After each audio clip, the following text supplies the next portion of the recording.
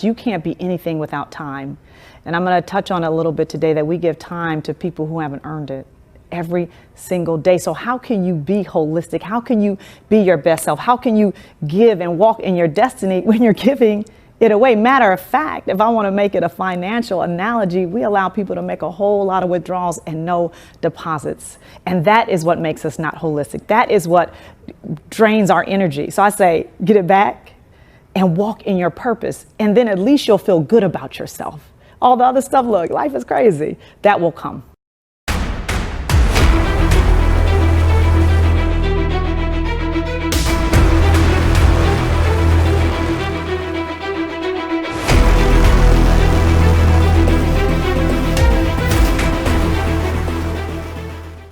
Hi, everyone. I'm Debbie Stokes of Three Women Voices. Today, my special guest is a visionary who has been a game changer in the business world. She has broken through many barriers and found her seat at the table. She has managed more than $1 billion in revenue for some of the world's largest media companies, including CNN, A&E, the History Channel, the Weather Channel, and the BET networks. In addition, she is a dynamic speaker and has authored 3 books. She has received many awards for her impressive work. It is her mission to inspire women to tap into their purpose and power to be the person they were meant to be. Now, I introduce to you powerhouse businesswoman, Michele Thornton Ghee. Hi, Michele. Yay. How are you? You know, we're in crazy times, but I am truly amazing. I'm so happy to have you here. And Thank you. Thank you for having me. yes, and let's get started. So I have watched many of your videos and you really inspire me. So I just want to know what motivates you. You know, motivation comes from many different places at different times, but let me tell you the foundational motivation. You know, I wrote in my first book that I made a promise to my dad when he was dying that I would make him proud of me. And the reason that's meaningful is because, you know, he was a community activist. He was an entrepreneur, you know, maybe not the best husband, and maybe sometimes not the best father, but as a human being, he was an amazing person. And so I stand on the shoulders of that promise today. Now, motivation also comes from, I know that there are people who look like us who still need to stand on shoulders. So hopefully that I have enough wherewithal that people can stand on mine. And that is my promise to God. So that's where I get my I ain't quitting All mentality right. from. Yes, yes. Okay, so now other than your kids, what are Yeah. you proud of? Um, you know, I'm really proud of something that I don't really talk about a lot because there's many things. I can say friends, I can say my career path, but I'm really proud of the relationship that I have reignited with God. And I say that because we get so busy and, you know, we begin to walk in a little bit of worldly success.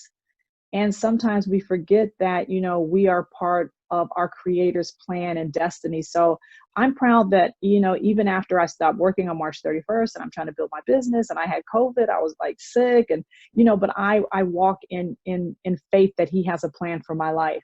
And I reignited that over the last month in a way that I'm really proud of.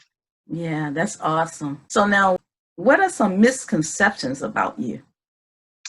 Um, Misconceptions, probably that I I didn't have a tough path because of the world views me as an attractive woman, right? I mean, people have told me this. They're like, "Ah, you couldn't have had it hard. Oh, you got, you know, 12 years, 3 companies, the same job title." And so it wasn't like I wasn't showing up in the way that I should. It just says that Black women today, no matter what your skin color is, no matter how you show up, like we have a tough time and we are sometimes invisible. And I think there's a misconception that a lot of doors were open for me just because of my appearance. And that is So not true. Okay. Okay. Okay. You talk a lot about strategies. How Yeah. important is it for the average woman to come up with a strategy for their life and their course of life? The average woman, superstar woman, woman who decides to be a superstar at home taking care of their kids, which is one of the hardest jobs known to mankind. Hello, we all are facing that right now. Hello. Like the point was that when I Googled women and strategy and wrote the book Strategic, it did not come up. Like women are not considered to be strategists. Even if I do, even when I look through all of my proprietary research, it's not a word that's assigned to us, but we strategize all the time for little things. My point was take that skill set and strategize for you to move forward. So Mm-hmm. put a strategy around your family, around your business and growth, whatever you want to do, and around your commitment to your community, because we know when you give back, you'll get back tenfold. So I just wanted the world to know, I want to put them on notice. Oh no, we're strategists. And now we're getting ready to apply that to our well-being, to our walk, to our destiny, our purpose. And so watch out. All right. Okay. Now you're a businesswoman and an author of 3 books. Yeah. Tell us a little bit about your books.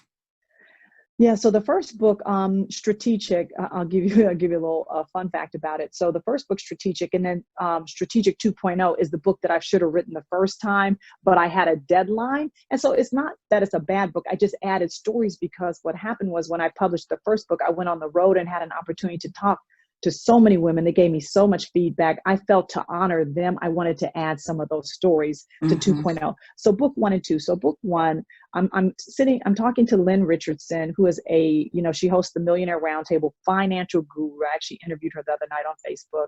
Okay. And her partner in crime, her sister, they both are part and run the Hip Hop Sisters Foundation. I was talking to them. They're like, Michelle, listen, if you can write this book that you have a vision for in 6 months, we'll launch it at this conference we have called the Wealth Experience. I was like, Oh. what? And for me to have a challenge. So I wrote that book in 6 months, hour every day. I committed through the anxiety. And then they introduced me to an amazing publisher. Her name is Renita Bryant, based in Atlanta, young sister, with a company called Mind Matters.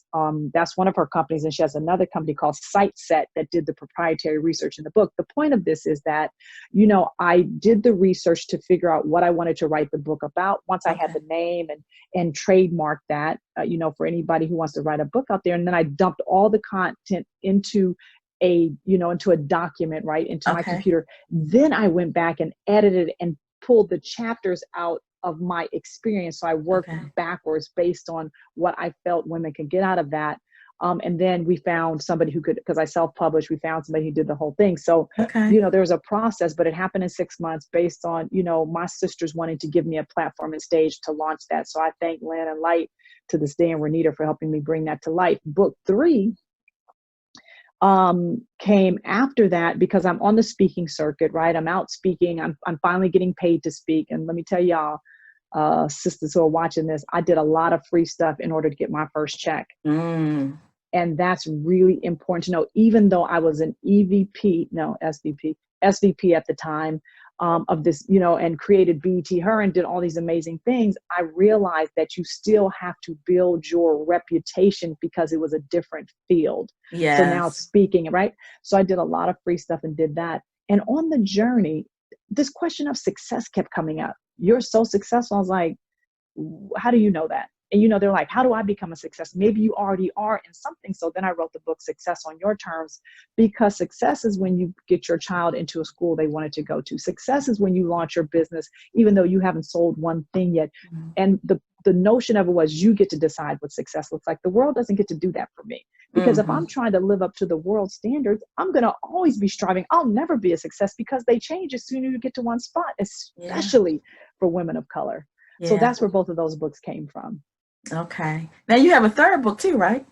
Well, 1 and 2 are kind of, I packaged them in one. So Strategic and then Strategic 2.0. And then Success on Your Terms was my third. Yes, was my third book. Yes, ma'am. Okay. Now tell us a little bit about your business. So, the business came about because of all the work that I'm doing around women. And when I looked at corporate America and the 7 characteristics that make up a great company: empathy, innovation, the ability to drive and influence people, strategy. So all of these things that corporations are made of, women are made up of the same characteristics, right? So Mm-hmm. I laugh and I tell my friends, I was like, corporate America is a woman because she's so Yes. bad. She's so amazing.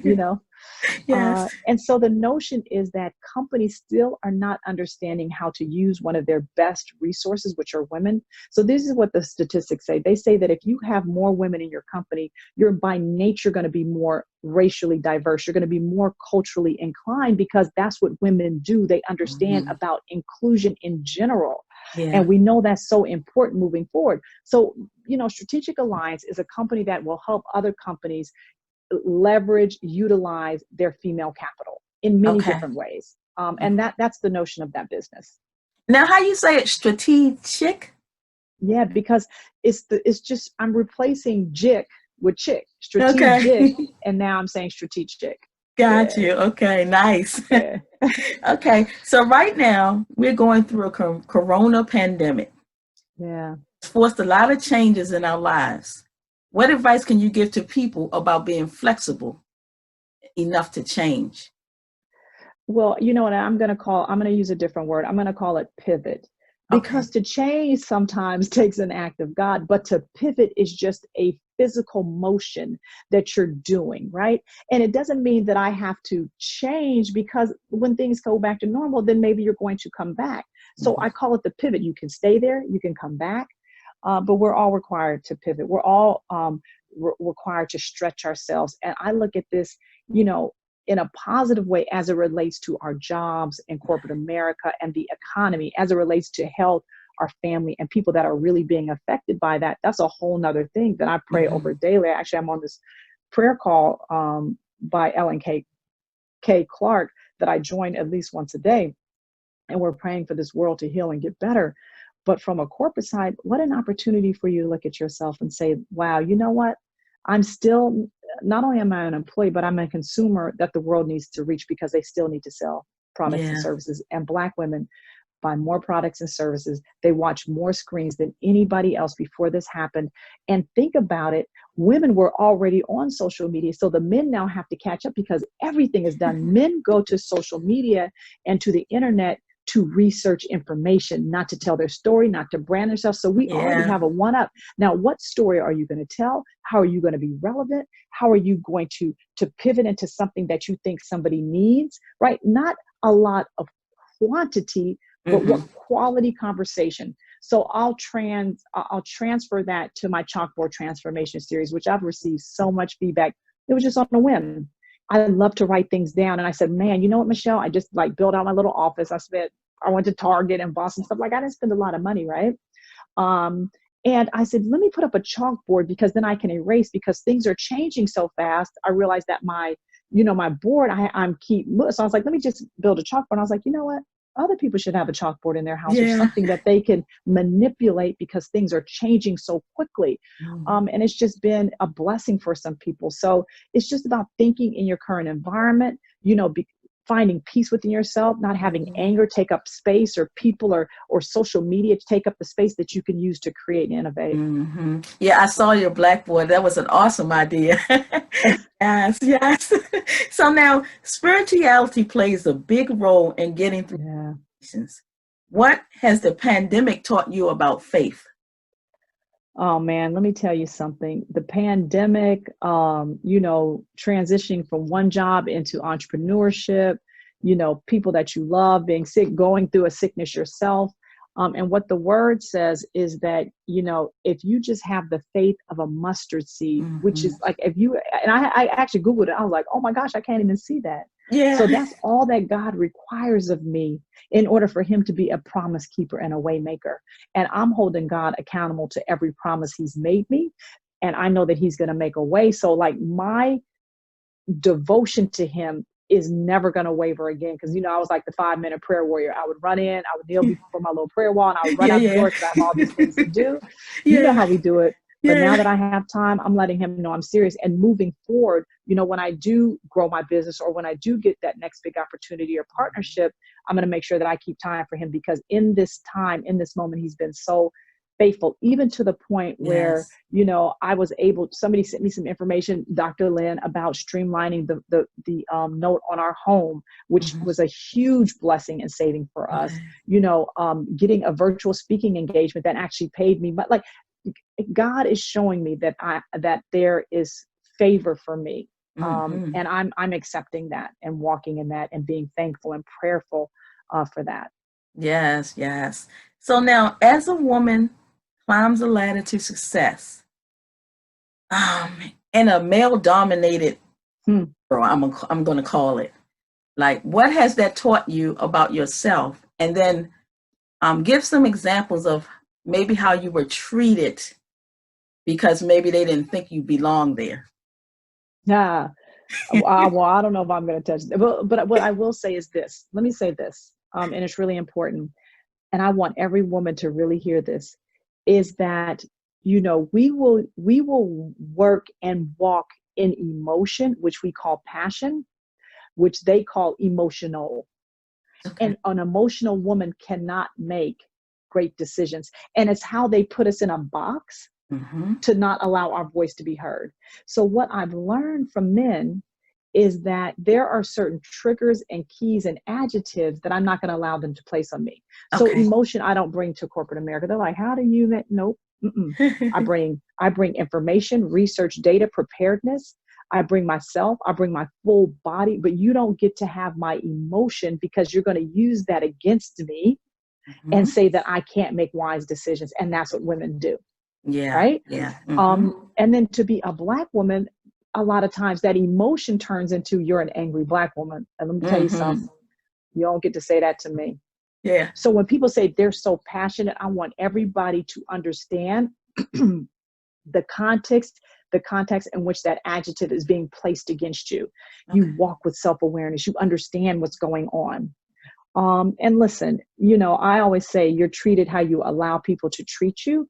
And so as long as you know that someone's trying to be funny style, that they're trying to take your ideas, that you're trying to, and you know the roadblocks, then you can get Mm-hmm. around them, right? But you Mm-hmm. got to be paying attention. You can't be so mired in your work and your project and your head is down. You're not going to get ahead like that. So Mm-hmm. I've really tried to pay attention to folks and to people, men or women, Yeah. Yeah. whatever nationality or color they are, how they treat me, how they respond. I'll give you Mm-hmm. a quick example, Debbie, if I can, is Okay. that I was applying for this really big job. I contacted 3 people. I said, will you be a reference for me? One was a client, one was an internal person, and then the other person was like an influencer. So everyone said, of course, right? Mm-hmm. And then come to find out, the person hired me. I got the job, and a month later, he's like, yo, sis, I just want to tell you this, that one of your references was like, don't hire her. It's like, Okay. what? And it hit me that I viewed our relationship through how I treated him, but not his response to me as a Yeah. client, him canceling meetings, him not being really available, him not right. And so you don't ask people questions, you monitor their activity and their response to Mm-hmm. you. And that Mm-hmm. tells you how they're going to move. So that will never, ever, ever happen again to me. And don't let All it happen right. to you.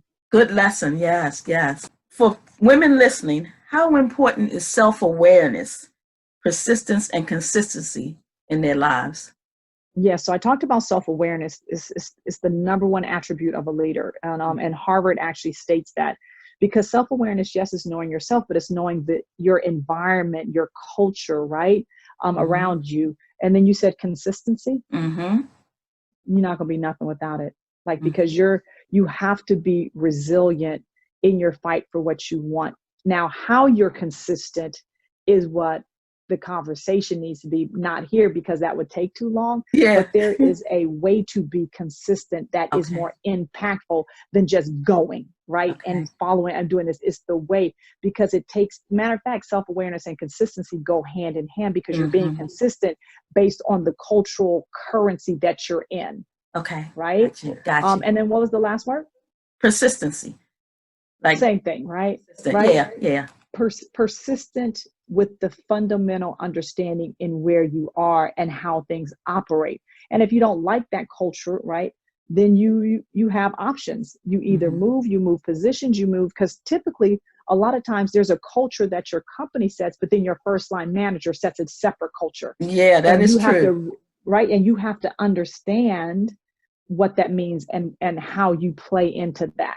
So now, what are some secrets for women to break out of their comfort zones to overcome fear?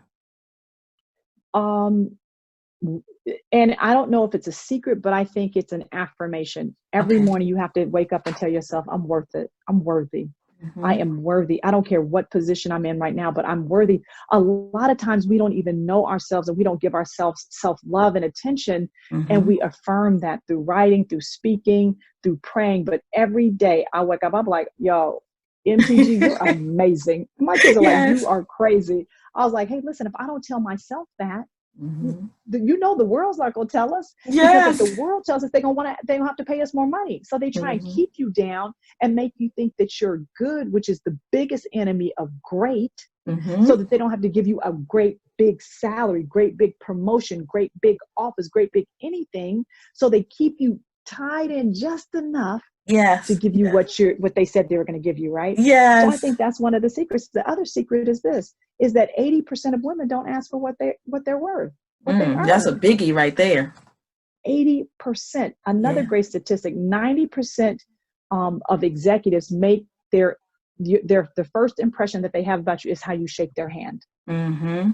How you shake their hand, how you look them in the eye. You can't be too aggressive, but you can't be too, because then there's just all of these things, and I don't believe that happens for men. So there's just Mm-hmm. like a couple little tips for you to understand about, how things move and you have no control over. Oh, you know what the last thing I'm going to say? What?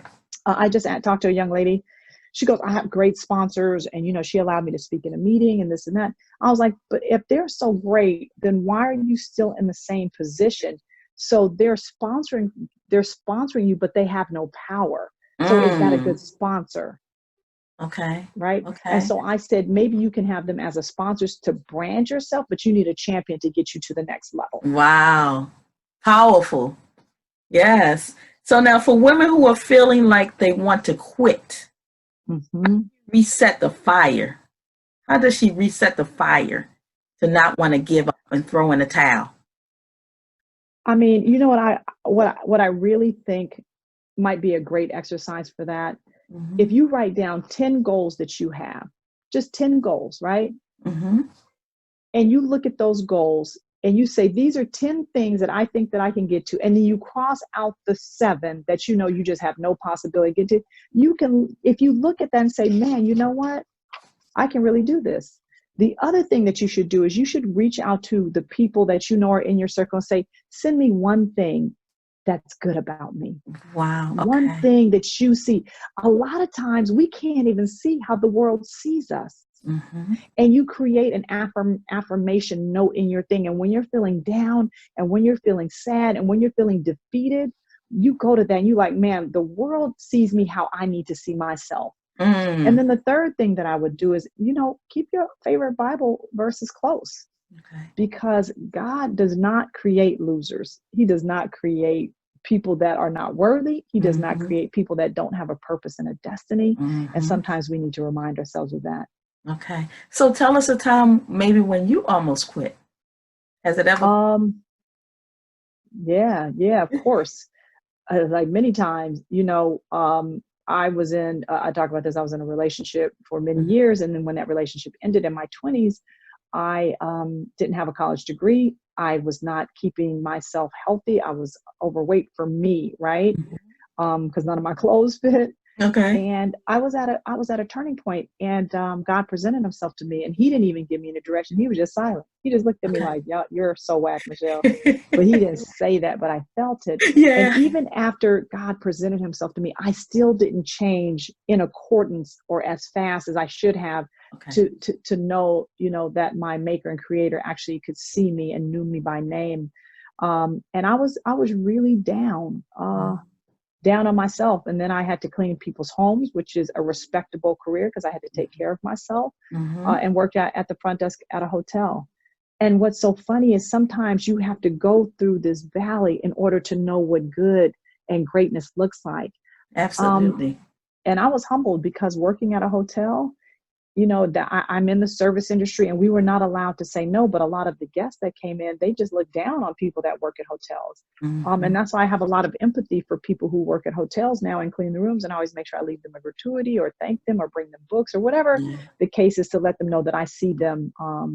But that was a humbling time in my life. But I thank God for it. I really thank God for it, because it taught me so many valuable lessons today about how to build relationships, how to treat people, how to look people in the eye, how not to say no and find a resolution for a situation that I'm trying to fix. So, now that I look back, every bad thing was such a big blessing for my life. Oh gosh, that is so powerful, because a lot of women don't understand or realize that they can really use their lessons, the things that they go through. They're big. Absolutely. So now, how do you effectively balance being a mother and a businesswoman? So this is a great thing that I learned, and I wrote this in, I don't know which book. So, I'm a business development, media sales executive, right? So I'm like, maybe I can use some of those things I learned. So I was like, we have a family meeting. I said, listen, mom's going to write a book. And that means that mom's probably going to have to travel. So can we agree that you want mom to do this, and you want this to be part of her destiny, even though there may be some sacrifices? So of course, your family's going to be like, they ask me questions like, well, does that mean this and this? And then I said, okay, well, how about this? Which is good. You want your kids to, and they weren't that old. They were like 8 and 10. Or 9 and 11. And they were like, okay, well, will you be at my recital? And will you be at my championship basketball game? Will we make it? And will you be here? And then I made a commitment. I said, I will be at all of those things. Now, I might not make all of it, but the things that we design as a family that we're going to do together, I'm going to be at. If I can make that commitment, can you support me? And they're like, mommy, yes. My husband's like, yes, he was already going to agree. So when you have buy-in and support, because now they're part of your journey and your success, everybody feels good. Everybody feels good. So it is an amazing tool to use to get buy-in, to get affirmation, to negotiate, right? And make sure that everybody's part of the process. And it has been a winning equation for me, because I'm not always here and I do have to travel. But my family, they're my biggest cheerleaders. And they're so proud of everything that I've been able to accomplish. Yeah. Right. Thinking back to when you were a young girl and your journey, what have you learned about yourself that you didn't know you were capable of, that you showed yourself that, I am woman? Let me tell you, I think I always had it. I'm a black girl from Oakland, California. Look, we born and bred to be fearless. Yes. And it really is true. Like, there's just some amazing people with amazing spirits and energy and tenacity from the Bay. Like, for real, we're not taking no for no answer. So, I'll say this, whenever things get tough, I just remember where I'm from. Like, for real. I'm from the town. And we get busy in the town. So I just have to remind myself. But even as a little girl, I was always negotiating and telling stories and, trying to get my way. So what do you do for fun? What do I do for fun? We do so many, so during this time, we always have movie night, because we're like a really big movie person, movie family. So we've been watching movies. I've been running with my daughter and my son. Actually, my daughter is a track person. She's doing so well. My son plays basketball. And so as a family, we work out together, we cook together. We have family meals now. There's just such a blessing in that, because that was not going down before. We played Uno last night. I don't think I won one game. Anyway, and then I do this for fun, right? So I have agreed to help women on their journey. So I try and take one a week, one every other week. I'm thinking about my 4th book. I'm now with the Speaking Bureau, the Washington Speaker Bureau, and they've just made me an exclusive speaker. So I'm excited about that. And the topics or the conversation I want to have with the marketplace. I'm building out. Okay. So I'm still growing in my voice and what I'm doing. This is giving me time to do that. So, I love to do all those things. And of course, I love to hang out, and we get on Zoom with my girlfriends and run around the house. Yes, yes. So Yeah. what do you want your legacy to be? Yeah, this was just a question that was asked to me. And the question was, how would I change the world? So part of my legacy is going to be this, right? I was the architect of BET Her because I felt like Black women didn't have a reflection of themselves when they looked at a television, right? Through Mm-hmm. some content, yes, but this is a home that I tried to create for her, that she could watch movies and she knew brands were speaking directly to her. So that was the beginning of this legacy and my journey for women. And one of the things, and one of my speaking topics is going to be, the 5 things, let's give example, the 5 things Mm-hmm. that corporate America lies to themselves about all the time, because they hire women like me, get in, they're like, oh my God, we're so glad we hired you because you're so unique and what you bring to the table. And then they tell you be just like them. So Mm-hmm. I Yeah. want the marketplace to stop it, like to stop making me invisible when I'm being an innovator, when I'm being creative, when I'm using all of my cultural currency and information and data and insights to actually help the organization when it feels uncomfortable. So Yeah. part of my legacy is going to put the marketplace on notice that that's no longer acceptable. Like you gotta let us flow and be who we're supposed to be. And I guarantee you that the bottom line will change. Okay. What do you think about women supporting each other? Yeah, I think that we need to do a better job. Mm-hmm. Um, I think we need to do a better job, because even though I don't agree with you, that Mm-hmm. I'm not going to undermine you, Yeah. right? Because sometimes you don't have to vote at all. It's not yes or no. It's just shut up and don't say Mm-hmm. anything Mm-hmm. unless there is going to be some type of negative outcome and you're protecting something. But Right. just because you don't agree doesn't mean that it's not right for that particular person or that Mm-hmm. particular thing. And Mm-hmm. if you don't agree, don't talk about it. Like, Mm-hmm. why do we have to be like, let's not be like that. And I'm really trying to make a commitment that I'm trying to be better, that if I don't agree with something or something happens or someone calls me to talk about, I'm like, I don't have any energy, because when I take energy away from being negative about them, that's Mm-hmm. taking energy from doing something and building something for myself, my community, and my sisters. So it's a great question, and it's a great point. And we control that. We control how we react and respond. Even when we think people don't like us, that's their problem, not mine. That's Like, because right. when you walk around with negative energy and anger, it takes up space for productivity and purpose.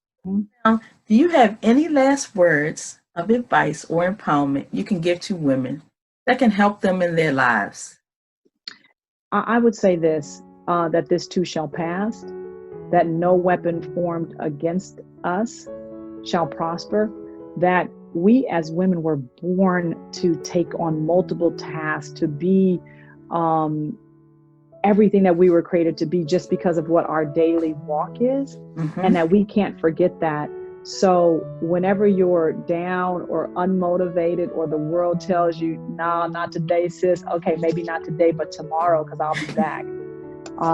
So we're not going to be discouraged, and we're going to know that there's a place for us to do anything that we are created to be, and that we're going to be our sister's keeper, because what we're not going to do is allow the lie to be told to us that there's only room for one, because that's not true. So that's what I would tell them, and I would say, and have that someplace handy, because when things do pop up, you can just pull up your phone, and I use this a journal called Day One, and I look at it and I remind myself, I'm amazing. Like, I'm God's Mm-hmm. child, and he has anointed me and appointed me for something better. And so that's why I always say you have to write it down as a reminder to yourself what you are and are capable of. Mm-hmm. Okay. Thank you, Michele. I just want to thank you so much for giving me Of time course. to be you. I enjoyed the conversation. And if you have anybody that want to reach out to you, how can they reach you? Yeah, I would love for people to text the word strategic, STRATECHIC, and you text the number 33777, and you put that word in, Okay. strategic.